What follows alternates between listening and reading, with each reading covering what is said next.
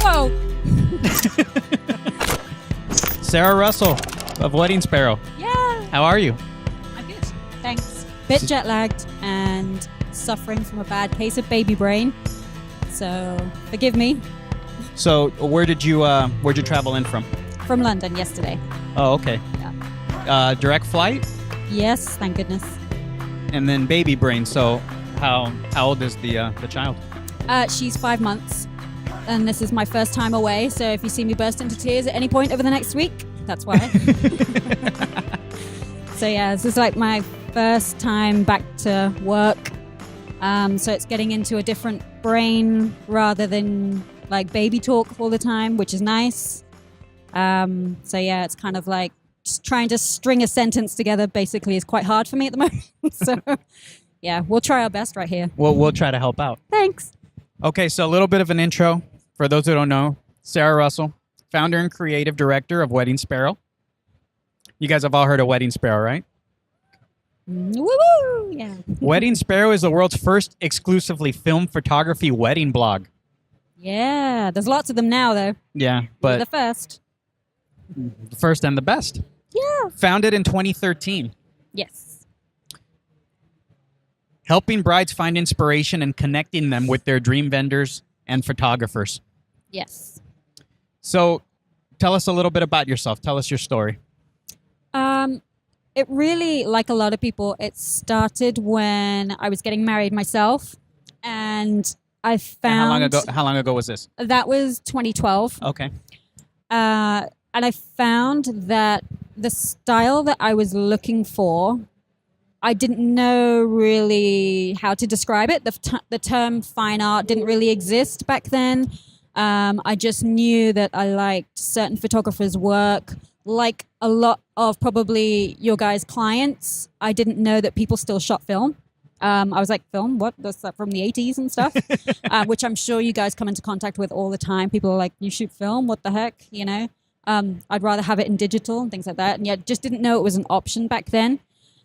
And then once I started refining my taste and aesthetic, if you like, for my own wedding, I realized that it was film photography that was actually drawing me in.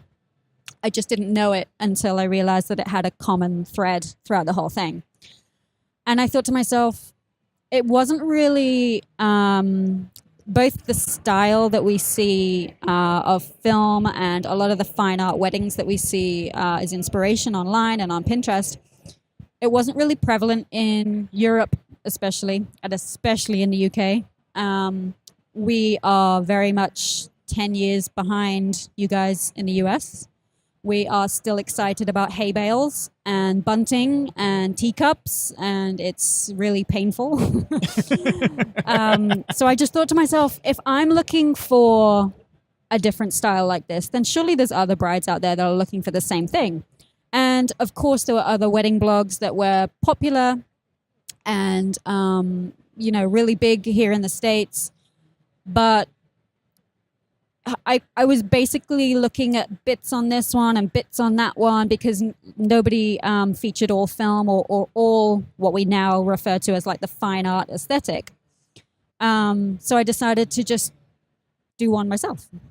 And it's kind of snowballed from there. And I think a lot of photographers appreciated that there was somewhere that they could send their film work and be booked by clients that appreciated film work and were looking for film photographers specifically.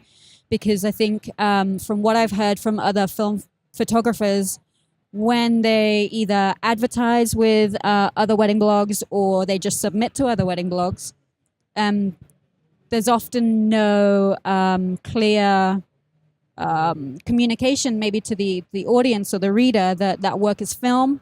So it's kind of the education of film to brides and grooms and readers. Which is what we're trying to kind of get across and be like, the film, it's so much nicer than digital. What was the original goal when you came up with the blog? I don't know if I had one, to be honest, because it was all for me a bit of fun. At the time, I worked full-time in IT, had no experience in certainly weddings, in photography. I don't I'm not a photographer. I just kind of literally did something for fun online with my aesthetic, and it just so happened that it got more and more popular until I was able to leave my day job and then now grow it to the point where we have 4 of us working on it, and it's a successful business. That was never the goal in the first place. How far, like a happy accident kind of. Yeah. How far in to the blog were you able to put aside the IT stuff and focus completely on the blog? About a year. And then about 6 months after I started it doing it full time, I then brought on Megan full time as well. Megan. Hi, Megan. She's now brand manager. She keeps us all in check of we're doing things right online and on brand at all times. And then we grew the team from there. Okay, so I figure you guys are going to have a ton of questions. So if at any point somebody gets inspiration, just raise your hand and we'll get to you, okay? How do you think social media has shaped how modern brides view wedding planning and finding vendors? Oh my goodness. Like a lot of your speakers so far have mentioned the fact that brides aren't necessarily visiting websites anymore. Booking your clients isn't as straightforward as they've visited a website, they've filled in a contact form, and then they've booked you. Our brands are now... Instagram pages are our mini websites, and they should be treated like that. Our kind of brand presence is so much more important now in this day and age where people want to get to know you as a person. People are nosy. They like to see what you've had for breakfast sometimes. They like to see what you get up to in your spare time, because then you're relatable as a person, and they're much more likely to hire somebody that they get to know with. It's something that I struggle with personally. I have a separate Instagram account, for example, because I don't want pictures of my personal life to cross over into business sometimes. That's just my personal choice, but I know that a lot of people do follow me on my personal Instagram because there's like 17,000 people that do want to see pictures of my cat and my baby versus 250,000 that just want to see the wedding pictures.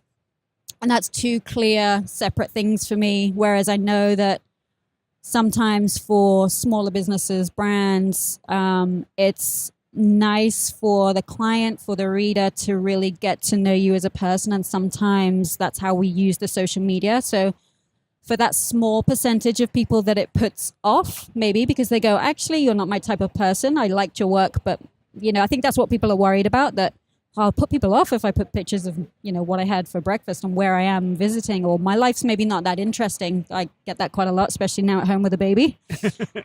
But I think that for the people that it puts off, that maybe they weren't the best client for you anyway, for those small amount of people that it might put off, the more people that you would gain, I think, from sharing and refining your brand and keeping it really strong on social media, I think it's a good thing. What are the top social platforms for a photographer? Obviously anything visually based, so Instagram and Pinterest. I think that Instagram, if you're not booking people off of Instagram, then definitely look into that and see if you can strengthen that as a platform, because like I said before, it should be used as kind of like a mini website, and it should be the same visuals and aesthetic as your website is or your brand is. Pinterest, don't underestimate the power of kind of SEO and Pinterest. SEO? Yeah, so like we've heard a lot of people mention that they get featured on wedding blogs or publications, and then they're like, I take less bookings directly from submissions maybe that they used to. But what actually a lot of people forget is those links on wedding blogs and where you've been published online actually go towards your SEO. The more places that you have linking back to your website is better on your Google ranking. So although you can sit as a photographer and say, well, actually, I'm getting these people that have found me on Google for whatever term, international wedding photographer or whatever it is, it's actually you've got there on Google because of places like wedding blogs and everything that they've upped your SEO as well. So it's important not to forget about that. Does each platform require a different strategy? Goodness, yes. I think with the difficulty with Facebook these days, I don't know if anybody's found this, but Facebook is increasingly hard, especially with business pages, to reach your audience. So we have however many tens of thousands of people follow us on Facebook, but what you post will only reach 50 people. And it's so frustrating because without paying for that post to be boosted, it's like, how these people have liked my page for a reason. They want to see what I'm up to. They want to follow me. So why isn't my post reaching all of these people? It's frustrating. It's just how the algorithms work at that point. They change them quite often as well. So it's good to change how you post online and not forget about the changing algorithms. We test it sometimes just to see if certain things work better than others. So we might put a link first and then some text underneath. We'll tag people in a certain way, or a link might go to the bottom and then text first. We might put less wording, so one sentence versus a paragraph. We'll try different things all the time because actually different things work differently all the time because of how they change it. So something that we might post on Facebook. Facebook is the world of clickbait. If you're not talking about your 9 favorite cats on Facebook, then it's not going to get shared a ton of times. Facebook is the epitome of shareable content for it to reach a lot of people. So if it's just a bride in a pretty wedding dress, it's not going to be that shareable because people aren't going to be super excited about it. So it's not going to really reach a lot of people. It has to be something that's shareable. Instagram, on the other hand, is obviously something that's people will appreciate a woman in a pretty wedding dress because they go, oh, yeah, I like that. And then they'll move on to something else. So it's definitely, we think of different images suit different platforms and audiences for sure. Who ended up shooting your wedding? It was a local digital shooter in the UK. I know. So and I would get married again just to get different images. You went through all this trouble. You put together this awesome blog. That was actually after I got married. Okay. But at the end of the day, you went digital. I did, yes. This was pre-film, in my knowledge. Yeah, no, I had no idea people were shooting this much film before I worked at Richard Photo Lab, so don't feel bad. Since I got married, I've had like 50 anniversary shoots, all on film. And even when my baby was born, I was like, right, everything, is getting shot on film, and we've had everything done on film. And what's nice is that everything is printed and framed in the house, and it's just so timeless and beautiful, and lots of black and whites. I love 3200, and it's just all over my house now. Anything from my wedding is still on a USB stick in my loft somewhere, and I haven't looked at it for 5 years. So I think that speaks volumes. Can you outline the content strategy photographers should be using when posting on social media? And how do they attract brides in the first place? So I think in terms of strategy, it's really subjective because everything works differently for different businesses. What works great for us as a blog might not work necessarily great for a photographer and their brand. What works great for us is we will look at our analytics and look at them often because everything's always changing. We will consider everything from the time of day that we're posting. I know photographers know exactly when their clients are online. So even when they're doing destination weddings and they're in a different time zone, that they're waking up, they set an alarm for like 5 a.m. in the morning to post something on Instagram because they know that that's when their audience is online, and then go back to sleep again because it's important for them that they're hitting people at the right times. It's also super important what we're posting online. So again, it's kind of some people might use apps like Planogram and things to kind of map out what their Instagram page is going to look like. Do note though that there's some apps that their T's and C's are against Instagram's T's and C's, and they can shut down your account, so don't use those ones. But yeah, it's kind of like using your analytics. What are T's and Z's? T's and C's, terms and conditions. Oh, okay. Sorry. Yeah, so kind of Instagram doesn't like anything basically that posts on your behalf onto Instagram is breaking their terms and conditions. Okay. And they will, I've seen many accounts with tens of thousands of followers just shut down and you can't get it back. So that's sad. But yeah, kind of looking at content and thinking about your client, because I met somebody in France last year at a workshop, and quite often I get asked to look at people's social media and their Instagram pages and things. And she said, "Oh, can you have a look at my Instagram feed and tell me what you think?" And I said, "Sure, but before I have a look at it, tell me who you're trying to market to. Who's your client? Who's your client now versus who's the client that you're actually trying to attract?" And she said, "Well, I'm looking to book more destination stuff. I'm looking to raise my prices, so maybe a higher end client." She said, "But at the moment, I'm getting local people in." She's based in California. "I'm getting local people." And she said, "For some reason, I'm attracting loads of people with those really big beholden balloons." I don't know if you guys see those big, and they've got like ticker tape down the kind of string. And she was like, "I just keep getting these like balloon couples, and they're bringing their balloons to all their engagement sessions and stuff." And I was like, "Okay, but you don't want that." And she said, No, I don't want it." So then looking through her Instagram feed, she has 5 different couples with balloons stood in like, yeah. And I'm just like, okay, so why do you have this on your Instagram feed?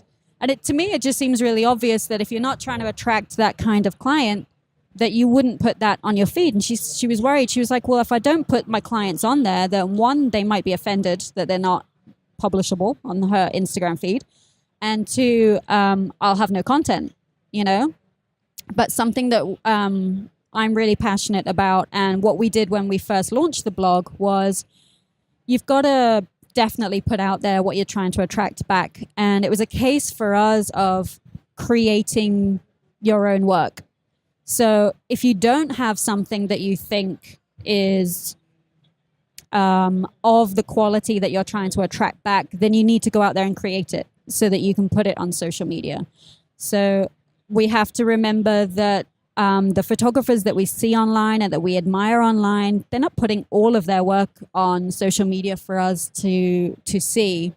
There's definitely ballroom weddings, dark, dingy ballroom weddings that they keep off their social media that they're not posting on because they're not attracting that kind of client. They take that kind of job for the money, and then, you know, they post things online that are the super pretty stuff that they want to attract more of, or the destination stuff that they want to attract more of.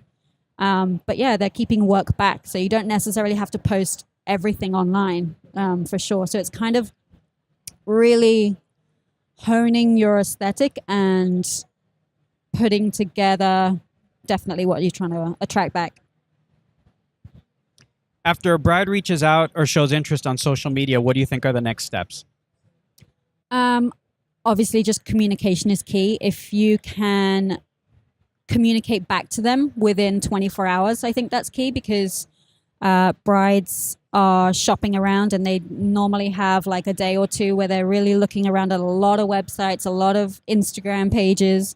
So I think definitely timing is key, and being quick to respond. Responding to them in the interim, whether it's on social media, just to say, you know, hey, drop me an email here, and I can send you a portfolio or gallery links or anything. And not forgetting about them as well. I think the follow-up is important, and kind of just keeping a note to who's contacted you and when and what it might be for, and just keeping in touch with them. And that might be something as gentle as liking their images online, just to kind of, they see that like comes up in their feed, and it's not like you're pushing, hey, remember me? Hey, you haven't emailed me, or anything like desperate. But just a gentle, oh, yeah, like that picture, even if you don't like it, you know, just like it. Fake it. Yeah, fake it till you make it. Yeah, and we do something. I've just remembered something that back from your other question about how to attract brides in the first place on social media. So something that we do online is kind of thinking about, so we have to know who we're trying to attract for sure. But knowing them to the point of what brands do they wear, where do they shop, what they might read other than kind of the material that we think. So, and what they're looking at online in terms of Instagram and social media. So what we do is, so for example, if we think that one of our readers might also read Darling magazine, I don't know if any of you guys read that, and it's more lifestyle, it's not wedding related, but we think that they might read this publication and they might be of this kind of client reader, a certain level of education, a certain level of income maybe. What we'll do is we'll go to that Instagram page, and you can also set notifications so you get notified every time, say, Darling Magazine posts on Instagram, and we'll drop a comment into their feed when they post something online. So they have a really highly engaged audience. So if we put something into their feed straight away, then we're appealing to that audience. They can see our name. Oh, hold on a minute. I'm getting married, and that has Wedding Sparrow, has wedding in the title of that key name. Let's have a look who they are. Oh yeah, I like this feed too. And we find that we'll get lots of instant followers from that. So it's really finding where your clients are, where your brides are, what they're looking at, and kind of posting in front of them almost to say, oh, hey, so that the curiosity, oh, I'm looking for a photographer and that has photography in it. Let's see what their work is like. And it really snowballs from there. And we've built up our social media following by doing a lot of that as well. How many submissions are you getting per week? Too many. Megan, how many a week? 100? Yeah, about 100 a week. And how quickly do you get back to the photographer and let them know whether you are going to use it or if it's something you're going to pass on? We reply to everybody, whether it's a yes or a no. So if nobody gets a reply, then we're probably missing the submission. We try to get back within 5 working days. But obviously, if anything goes over that, then people are more than welcome to kind of chase us up and say, hey, didn't you get this? So obviously we usually post something maybe once, maximum twice a day. So if you think about if we're getting 100 a week and we only take really 5, it's very hard to kind of feature everything. Like a lot of publications at the moment, we're looking for more and more real weddings. What do you mean when you say real? So it's a contentious issue because we do feature styled shoots and editorials. We also know that the client, the reader, the bride struggles to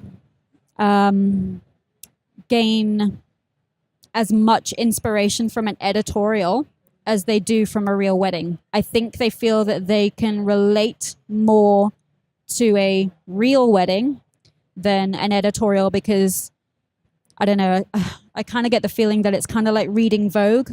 You wouldn't necessarily wear what that model's wearing in Vogue, but you can appreciate it for what it is. Sure. But actually, where you go and actually shop at a store is actually where you get the inspiration from, or a celebrity that you've seen somebody wearing something on. So I think they get more inspiration if they see a real wedding that's actually happened versus an editorial. Okay, so I'm going to put you on the spot. Does one submission, do you have a favorite submission in all these years that you've been doing it, or one that really sticks out that you're like, oh my God, wow, that whole thing was perfect? Oh, yeah, probably at least 10, I would say that I think to myself, like, a good indication is sometimes we'll have something that's really pinned hundreds of thousands of times on Pinterest.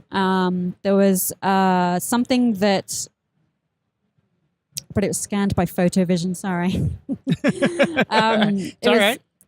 Eric McVeigh did a one-to-one with a photographer called Reed from When He Found Her. He's a Canadian-based film shooter. And they did it on the beach, and the model has a gray tulle dress on and a gold headpiece, and it's still one of our most pinned images of all times. It's one of my personal favorites. A recent one from me that I absolutely loved, Christine Clark. We've worked with Christine, but I'm not sure if we did this image. Okay. Well, she did an amazing editorial that I just love because everybody that knows me knows that I hate bright colors. Like, I'm a really muted, boring person that just loves dull, boring things. And so everything that I'm attracted to is really kind of subtle pastel tones, muted colors. I love colored wedding dresses. Obviously not bright red or anything. But yeah, I'm just kind of, that's what I'm personally drawn to. I see more and more on our social media and on Pinterest that other people are now catching on to muted colored kind of wedding dresses and things like that. Things like that do really, really well for us. There are specific things that work really well for us on social media as well. So our analytics tell us that ring shots do really well because brides will tag their boyfriends. Hey, I love this diamond. This diamond's big enough for me. Hint, hint. Yeah, massive hint. Also, anything featuring bridesmaids dresses because they'll tag all their girlfriends in it and say, what about these kind of dresses? So this is like really highly engaged content for us. And kind of even just dresses on a rack. So it's these kind of images that they're not necessarily fantastic photography images. They're not sometimes really styled great or anything, but it's what works best for the reader. And we have to kind of remember that sometimes the blog post itself features the really great images, but we have to think about what's going to perform well on social media well. Anybody have any questions? So the question is, how would you recommend that photographers use Pinterest? Yeah. So yeah, you're right. It is confusing as a platform. It's a big place with a lot of images. Absolutely. If you're not pinning every image on your website, then how are you going to drive traffic to it? We pin our own images to our own boards. There's, I think, maybe 250,000 people on our Pinterest at the moment. So that's a big audience for us to go right directly back to our website. And we find that even blog posts from like 2 years ago still perform really, really well for us because those images are just working their way through the huge internet and still performing really well. So it's definitely, Pinterest is good for the longevity of things, and especially if you're using good keywords. If you're just posting things online and then just putting your own business name underneath, it's not going to do as well as putting good SEO keywords in what you want to be found for. So whether it's destination, whether it's specific area, state or anything, using those words is definitely going to help you be found for those images rather than just putting, oh, don't forget my company name. This is who, because again, Pinterest is bad for it ending up somewhere else on the internet and it's never credited to you and things like that. So pinning directly from your website can help ensure that people find their way back to you as well. How often should we post online? So again, it's subjective, where we might post 5 times a day online. I would never expect a small business to be posting 5 times a day online because it ends up looking quite spammy. We post often simply because we have a large audience, and if we don't post often enough, then they'll miss our posts. So depending on how many followers you have and thinking about kind of they're checking once a day or something. Also thinking about your audience, because I know a lot of photographers struggle between the followers that they do have are a lot of industry people, which aren't actually your clients. So looking at the ratio of actually clients versus industry peers as well. So something like those hijacked where we would go and find brides somewhere else will help that. Ultimately, I would say a minimum of 3 times a week. And that doesn't necessarily mean that you can't revisit old content. So if you have something great that you shot maybe 6 months, a year ago, but actually that season might have rolled around again, just to keep using good on-brand older work necessarily. It doesn't have to be, well, I don't shoot things 3 times a week or something to post online. It can be older content for sure. God, everyone does that. So yeah.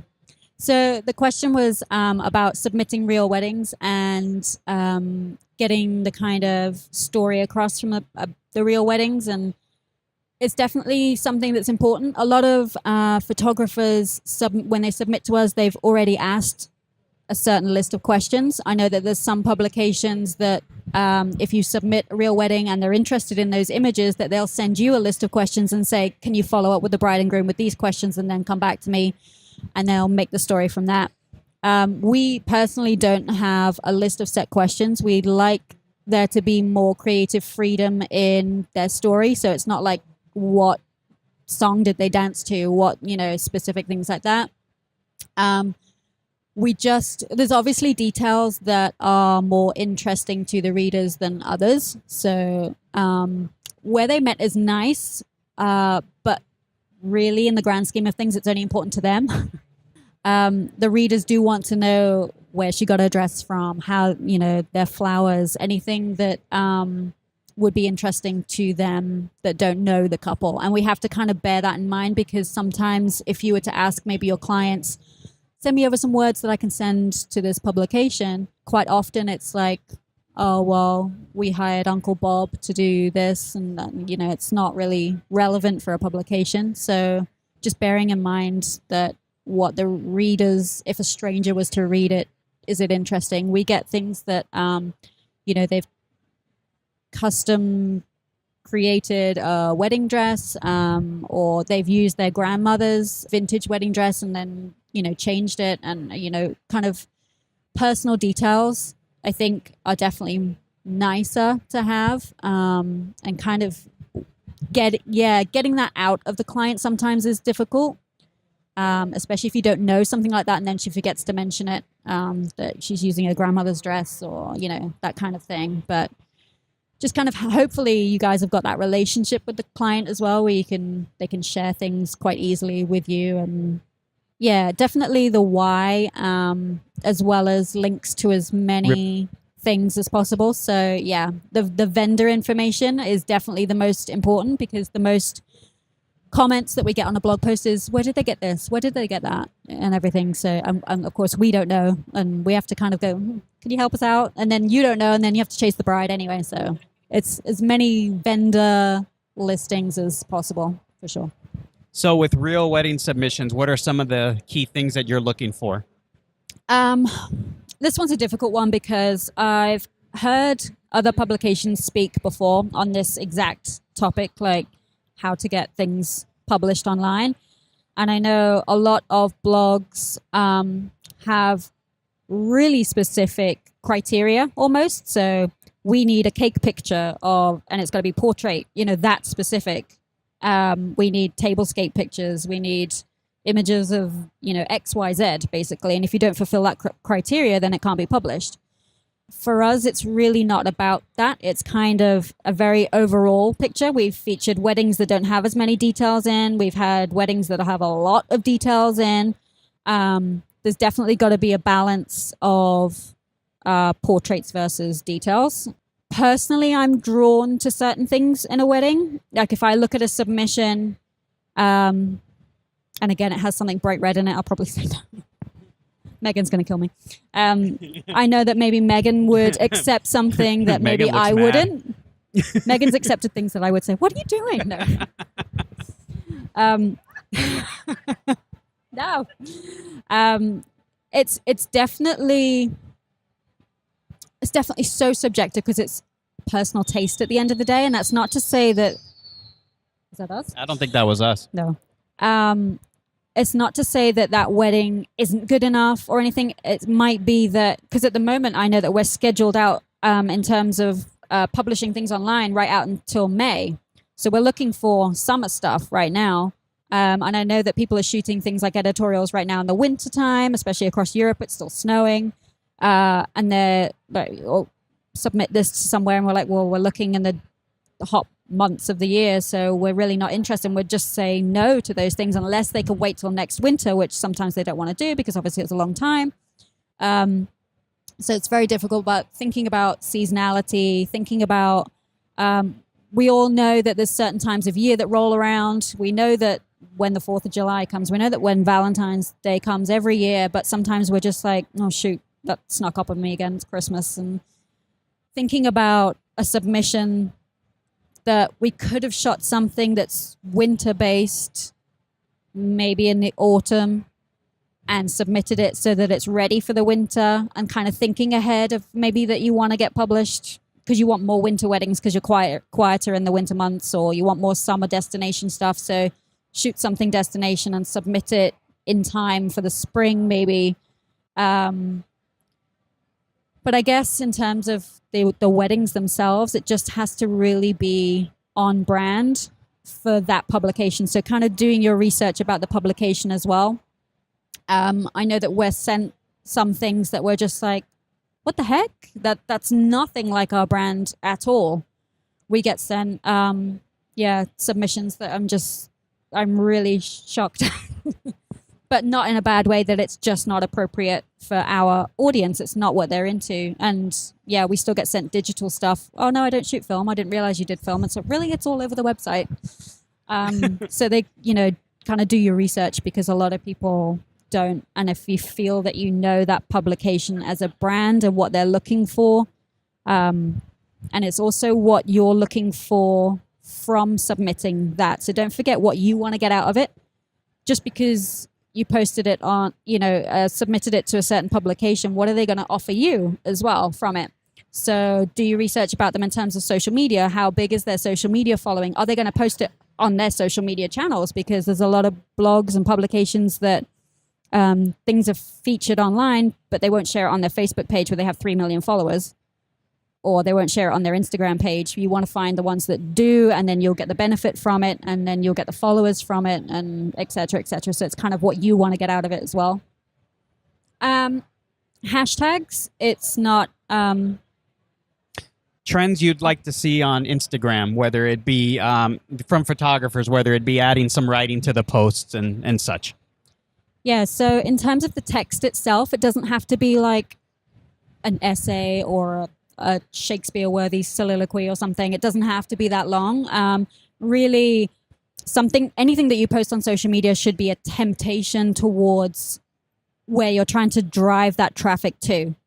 And sometimes it can be as simple as just posting a beautiful image online because you want to post it and you want to share it with the world. It doesn't have to be. If you watch people like Jose or Katie Mary post something online, they don't write a big essay about, it might just be like Bali 2017 or something, or the mention of a hotel or a couple's name or something. It really doesn't have to be in depth, because I think if it's a good image, it speaks for itself. You don't really have to have a great story, because you're not trying to make it more interesting. It should just be the image is good enough to be interesting.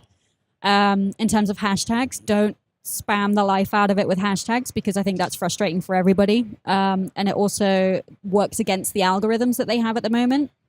So really, you shouldn't be doing any more than 2 or 3 hashtags for every image, because otherwise it just... And I think in terms of hashtags in general, really think about them, because if you're, say, posting a picture of your breakfast online, you're not going to hashtag cup of tea. Who's searching that hashtag? No one. You have to really think about what people are searching for. So I've actually searced for that cup hashtag. of tea? Yeah. I thought it was only English people that search that hashtag. Yeah, no. God, Not I all the started time. that hashtag. Yeah, so things like where I was mentioning before, where you might find your brides elsewhere online and attracting them to your page or your business or your brand. And say you look at Darling magazine. Again, I use them as an example. They have a really highly engaged hashtag that they use. So Darling Weekends or That's Darling, their hashtag. So if you use that hashtag, that the people that are searching that one might have a certain aesthetic that they would then relate to you, and it's specific and it's highly engaged, rather than hashtag wedding dress, because that's a really broad term where 100,000 people that don't really share your aesthetic are looking at that kind of hashtag, whereas you want your aesthetic prime targeted client. Does that make sense?